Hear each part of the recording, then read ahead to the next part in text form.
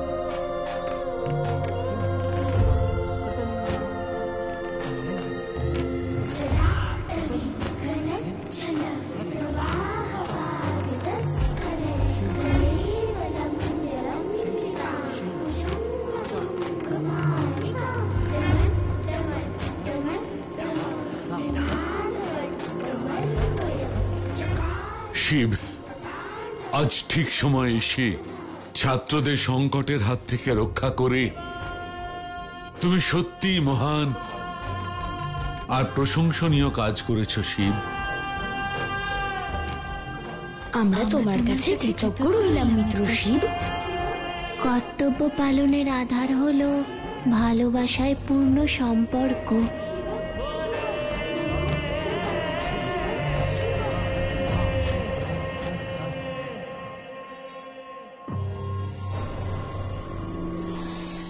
মনে হচ্ছে শিব এখনো পার্বতীর অন্তর্ধানের ঘটনা থেকে নিজেকে এখনো বের করতে পারেনি।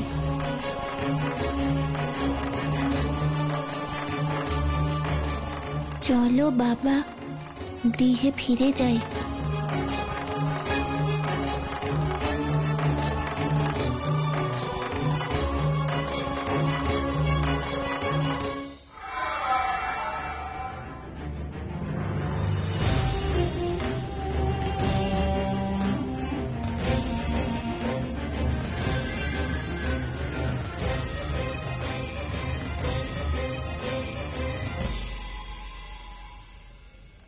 কে করেছে তোমার এই অবস্থা?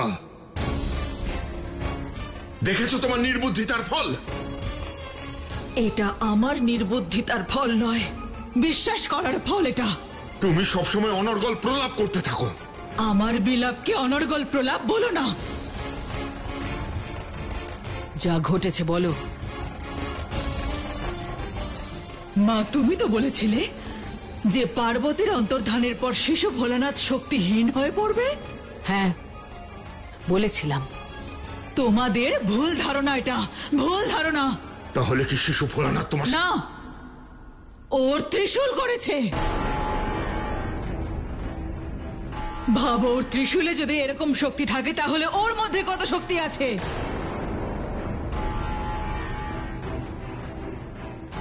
এর অর্থ হলো যে এবার আমাদের আরো বেশি সতর্ক থাকতে হবে। এখন আর চুপ করে বসে থাকার সময় নেই তারকা। নিজের শক্তি বাড়াও, ত্রিলোকে অসুরদের সাম্রাজ্য বিস্তার করো। অসুর গুরু শুক্রাচার্যের তপস্যা ভঙ্গ করো। সব করব মা, পরিকল্পনা আমি করে ফেলেছি। কখন, কোথায়, কিভাবে করতে হবে। কি পরিকল্পনা? সবার আগে আমি ইন্দ্রকে আক্রমণ করব। ওই ইন্দ্রকে বন্দী বানিয়ে আপনার পায়ের নিচে এনে ফেলবো মা। তারপর আমি অন্য কোনো কাজ করব। কল্কের সূর্য স্বর্গলোকে তারকাসুরের আক্রমণের সাথে উদয় হবে। আক্রমণের সাথে।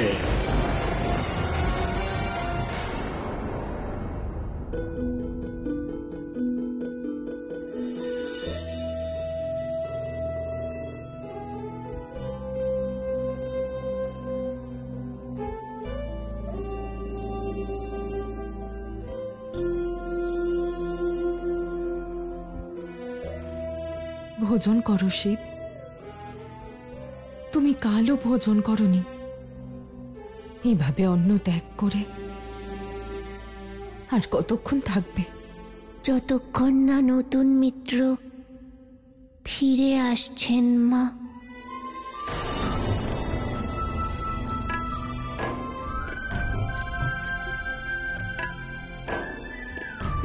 আমি বললাম তো চলে আসবেন উনি, কিচ্ছু হবে না ওনার। আমার কথার উপর তোমার বিশ্বাস নেই? নিজের থেকে বেশি বিশ্বাস আছে।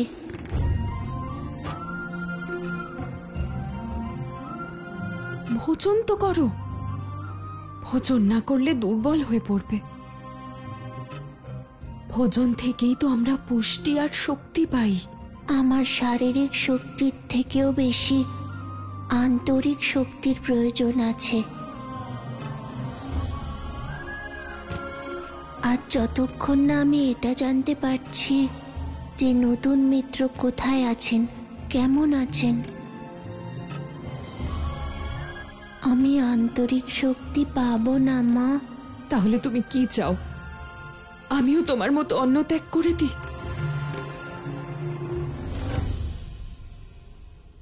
না মা, তুমি অন্ন ত্যাগ করো না মা। তোমাকে আমার দিব্যি।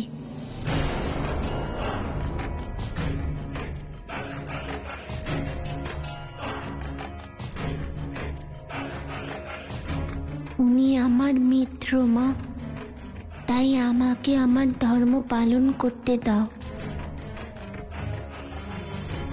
আমায় ক্ষমা করো মা।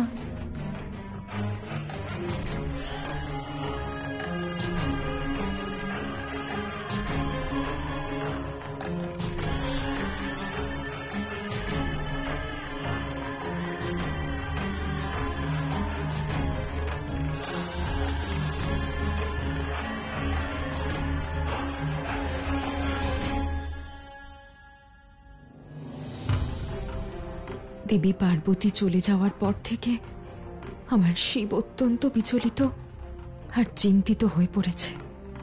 এবার আমাকেই কিছু একটা করতে হবে। দেবী, যদি অন্ন ত্যাগ করে শিব মিত্র ধর্মের পালন করে, তাহলে আমিও অন্ন ত্যাগ করে মাতৃধর্ম পালন করব ঋষিবর। আমি ততক্ষণ ভোজন গ্রহণ করব না যতক্ষণ না শিব ভোজন করছে। ভুলে যেও না দেবী, তুমি শিবের মায়ায় আবদ্ধ হয়ে আছো। আমি কি করব ঋষিবর? আমার মনে এক দ্বন্দ্ব চলছে। চিন্তা করো না, আমরা ভোজন নিয়ে ধ্যানের স্থানে যাব। আমি নিজে শিবকে বোঝাবার চেষ্টা করব, যদি আমার কথাও শোনে।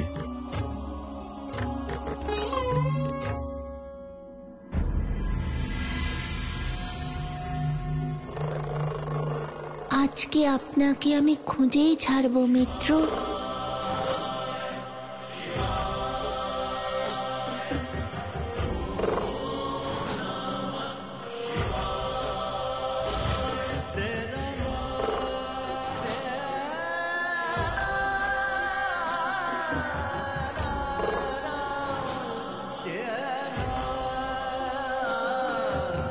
দাঁড়াও দেবী, মনে হচ্ছে শিব ব্রহ্মাণ্ড পরিক্রমা করছে। এই সময়ও সামনে যাওয়াটা সংকটজনক হতে পারে দেবী।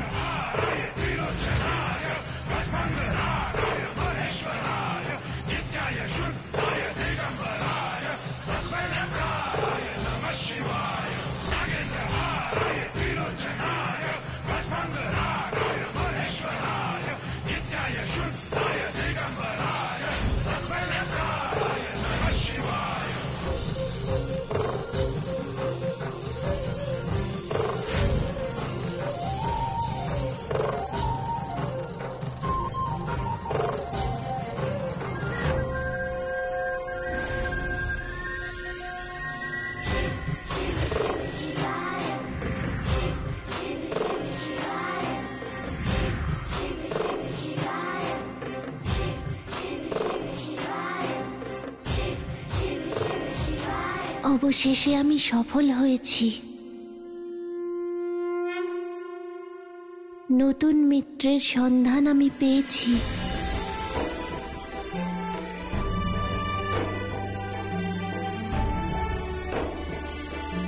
প্রভু, প্রভু, মা কোথায়? হিমের গুহায় মিত্র। ওই স্থানের নাম কি প্রভু? আমি সেই স্থানের নাম জানি না মিত্র, কিন্তু হিমালয়েরই কোনো এক স্থান। আমি সেই স্থান চিনি, আমি যেতে পারবো ওখানে। শিব, জানতে পেরেছ তো উনি কোথায় আছেন? নাও, এবার ভোজন করে নাও। না মা, যখন নতুন মিত্রের সাথে দেখা করে আসবো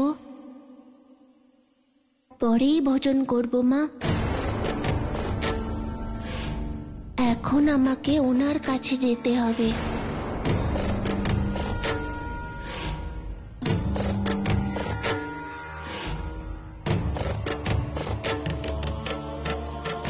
আমায় গিয়ে ওনাকে জিজ্ঞেস করতে হবে যে উনি না বলে কেন চলে গেলেন ওই হিমের গুহায় ধ্যান করতে। কিন্তু এখনই ওখানে যাওয়ার কি প্রয়োজন শিব? তুমি তো জানতে পেরেছ উনি কোথায়। ভালোই তো আছেন। তুমি চিন্তা করো না, আর এখন ওখানে যাওয়ার কথা ভেবো না শিব।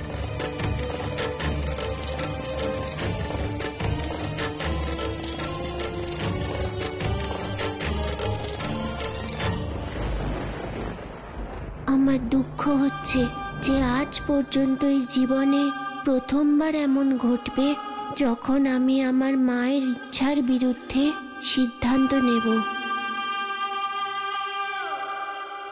মা, আমায় অবিলম্বে যেতে হবে, অনুমতি দাও মা।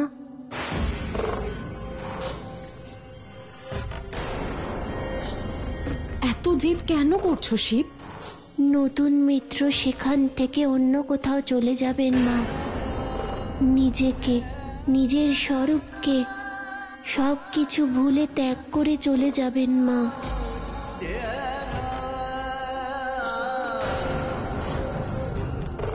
আমায় শীঘ্র ওনার কাছে গিয়ে ওনাকে আটকাতে হবে, না হলে ওনাকে খুঁজে পাওয়া কঠিন হবে মা। আমায় ওনার কাছে যাওয়ার অনুমতি দাও মা।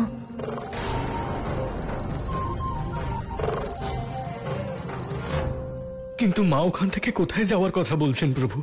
তা তো উনি ব্যক্ত করেননি মিত্র। তাহলে তো আমাদের মায়ের কাছে শীঘ্রই যাওয়া উচিত প্রভু। উনি ওখান থেকে অন্য কোথাও চলে যাওয়ার আগে আমাদের ওনাকে নিয়ে ফিরে আসা উচিত। মা, মিত্র নন্দী ঠিক বলছেন। অনেক দেরি হয়ে যাওয়ার আগেই আমাদের ওনার কাছে পৌঁছতে হবে। আমায় যাওয়ার অনুমতি দাও মা।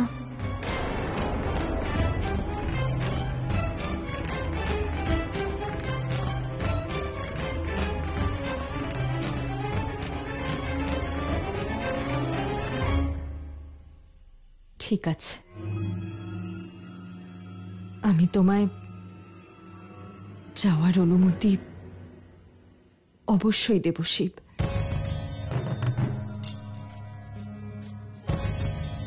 যাও, কিন্তু তার আগে তোমায় আমাকে একটা কথা দিতে হবে।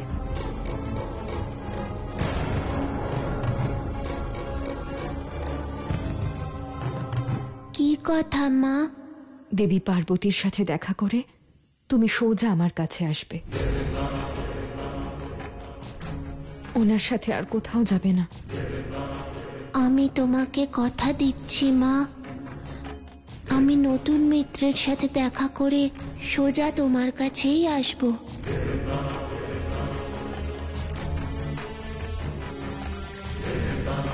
নন্দী, আপনাকেও একটা কথা দিতে হবে আমায়।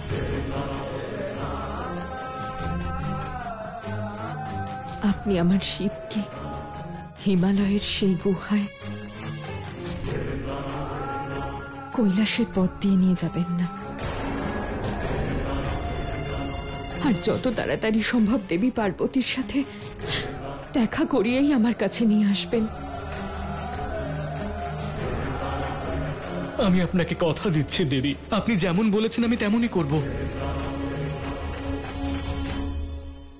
মা, বাবা, এবার যাওয়ার অনুমতি দাও।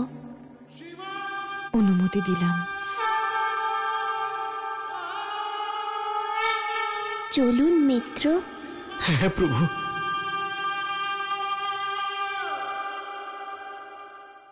মহারাজ তারকাসুরকে এই কথাটা বলতে হবে যে শিশু ভোলানাথ পার্বতীকে খুঁজতে বেরিয়ে পড়েছে।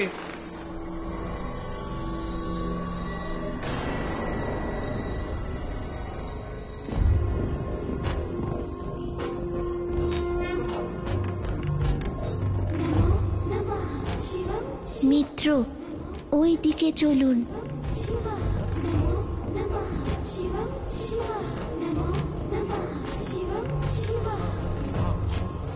ওইদিকে তো অমরনাথের গুহা। প্রভুর কথা অনুযায়ী যদি মা অমরনাথের গুহায় থাকেন, তাহলে আমি ওনার ওখানে থাকার আভাস কেন পাচ্ছি না?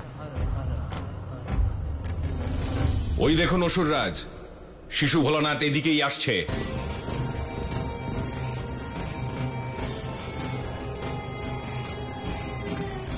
এর অর্থ হলো শিশু ভোলানাথ সত্যি পার্বতীকে খুঁজতে যাচ্ছে। হ্যাঁ অসুররাজ, আপনার সেবক তোতাসুর কোনোদিন ভুল সংবাদ দেয় না। তাহলে এবার শিশু ভোলানাথকে পার্বতীর কাছে যাওয়া থেকে আটকাতে হবে। এমন কিছু একটা করতে হবে যাতে ওর যেতে বিলম্ব হয় আর পার্বতী অন্যত্র চলে যায়, অজ্ঞাতবাসে চলে যায়। ব্যাস, আমার অমরত্বকে সুরক্ষিত রাখা, এটাই আমার উদ্দেশ্য।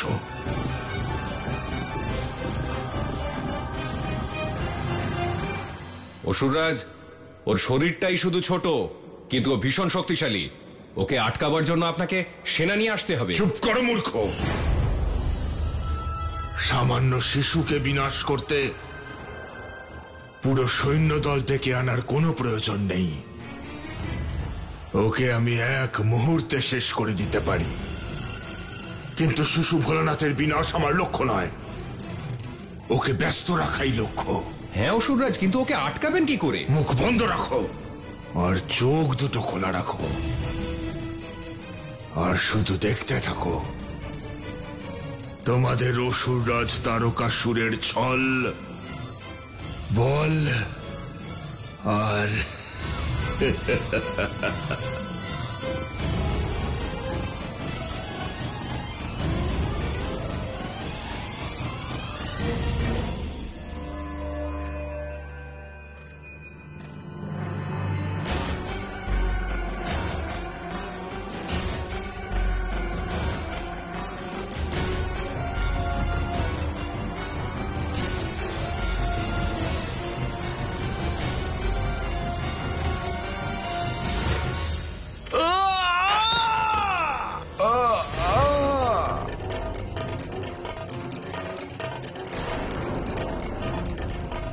ওই বৃদ্ধ কাঠুরেকে আপনি আঘাত করলেন মহারাজ।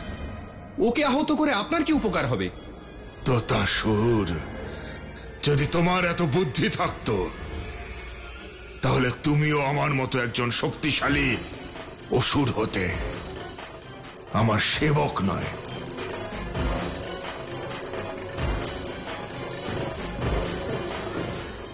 অসুররাজ, আমার মনে হয় না শিশু ভোলানাথ এই বৃদ্ধের জন্য নিজের লক্ষ্যে পৌঁছতে বিলম্ব করবে। ও সুস্থ হওয়া অবধি ওইখানে থাকবে না। একদম ঠিক বলেছ তোতাসুর। যদিও আমাদের মতোই একজন অসুর হতো, তাহলে ও কখনোই থাকতো না। কিন্তু ও কোনো অসুর নয়,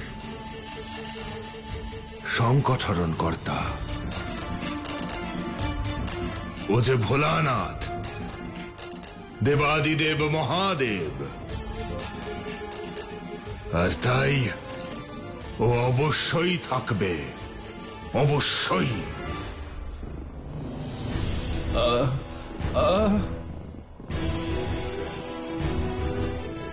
দাঁড়ান মিত্র।